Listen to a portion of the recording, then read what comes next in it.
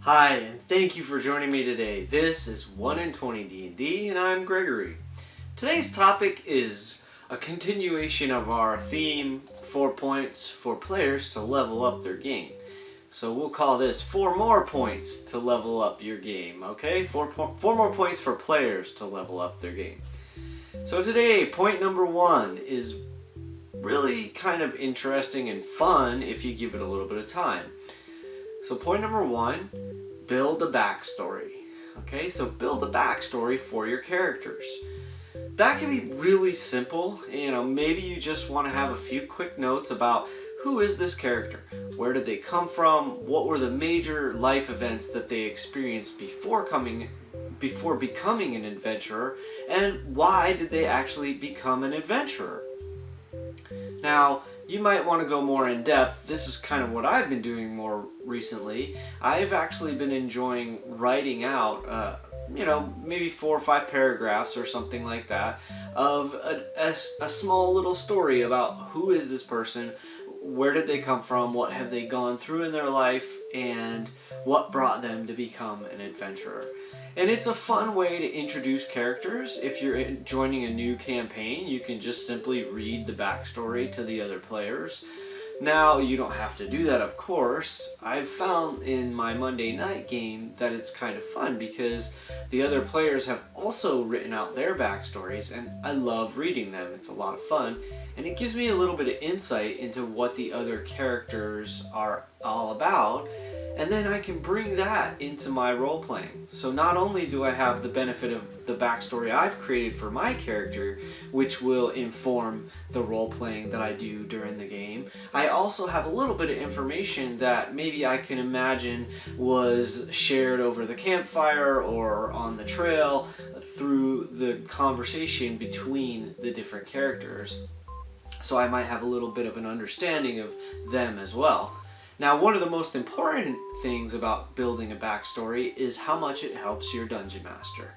As a DM myself and also watching other great DMs, what I've found is if you have a backstory, and again, it could be quite simple or pretty elaborate, regardless, once you have a backstory established, now your dungeon master can take that information and share it with you in a way that they incorporate it into the game, so that they can take little tidbits and elements from the character's pasts, and maybe they develop a whole quest around that, or bring in an NPC that might be important to one or more of the characters for some reason. Another fun thing is you might find that for one reason or another, your characters have a connection from their background. Perhaps, as an example, I'll use 2 of the characters in the Monday night campaign I'm playing right now. They actually have known each other for quite a while. So they met as, let's say, teenagers, and now that they're becoming adventurers as young adults, they already have an established relationship. That's kind of fun. It gives a little bit of flavor to the party because you have 2 that really know each other well, and then another, say, 2 that are, now these people are all kind of just getting to know each other. So it's a lot of fun, and it can really lead to some great role playing, and that's the whole point. So it helps your DM to create elements for the story, and it helps inform your role playing. So point number 1, build a backstory. Point number 2, take notes. Now, you might think that as a player you don't really need to take notes, and I can understand that. I used to be that way. For a very long time I would never take notes. I would just kind of remember what was happening in the story, and that would suffice. What I've realized recently, and especially over the past year, is that 2 things. One, from my own experience, and also from watching other really great players, either in games or online through YouTube and Twitch, I've found that some of the best players take notes. Now, maybe it's just simple little, maybe they write down a name here and there of an important NPC, or maybe they write a line from a poem that's important to your quest, or that's a key or clue for your quest.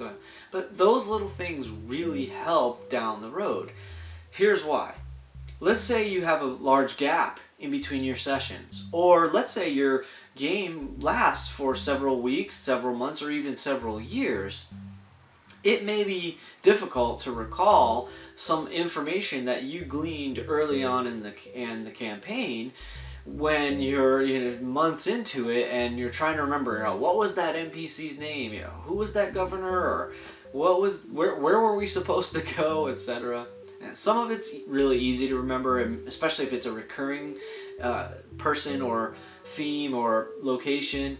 However, you never know, and so taking notes can really help. It's also neat to just kind of note some of the great things that you do during your adventures to remember them by. It's really fun and really, really useful. So it's a great way to level up your game as a player. Take notes. Point number 2. Point number 3 is actually kind of a minor point. However, I felt that it was worth mentioning because I've seen some people struggle with this. So point 3 is this. If you need to, use a calculator to do your math. Okay? I give you permission, and it's totally okay. If someone at your table has an issue with you using a calculator, that says something about them, nothing about you. I have an easy time adding numbers in my head. Not everyone does, and that's okay. So if it helps you, if it's a tool that helps your game and helps you feel more confident, more comfortable at the table, then by all means do it. Use your phone, use a calculator, a computer, whatever. I could see this being really helpful if you're playing a virtual game like I do on Roll20.net, or maybe perhaps on Fantasy Ground or something like that. Sometimes the information is added up for you. However, if you still roll your own dice, then you might need to do the math yourself, and if it helps, use a calculator. Of course, there might be some friendly players at the table, or the DM perhaps can help, and they might do the math for you just to speed things along, and that's great too. However, if it's helpful and if it makes you more confident as a player, by all means, use a calculator. Okay, point number 3. Point number 4 today is actually probably the biggest of the 4 that I'm listing today.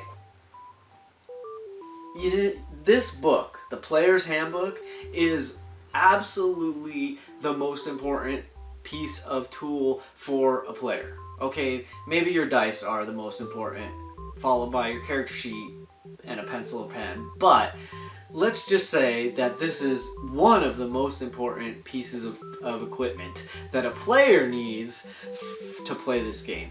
Now, you don't have to run out and buy this book. I recommend you do. It's fantastic. It's got a wealth of information for the game. However, if you're on a budget, or maybe you just can't afford it right now, or perhaps you're new to the game and you just don't know, is this something really for me? In that case, maybe you can borrow it from your dungeon master before the game or after the game, or if you're real good friends, maybe you could borrow it for a couple days and take it home and read it at your leisure. The point being, you can easily get your hands on a player's handbook. Another idea, if you're kind of limited or, again, new to the game, go to a local game shop. They're all over the place. I'm sure you'll find one nearby.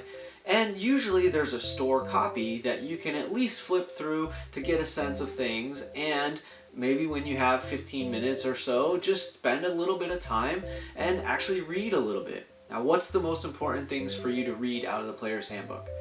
I would say, first and foremost, absolutely read about your class and your race. If you know those two things well, it's going to make you a much better player.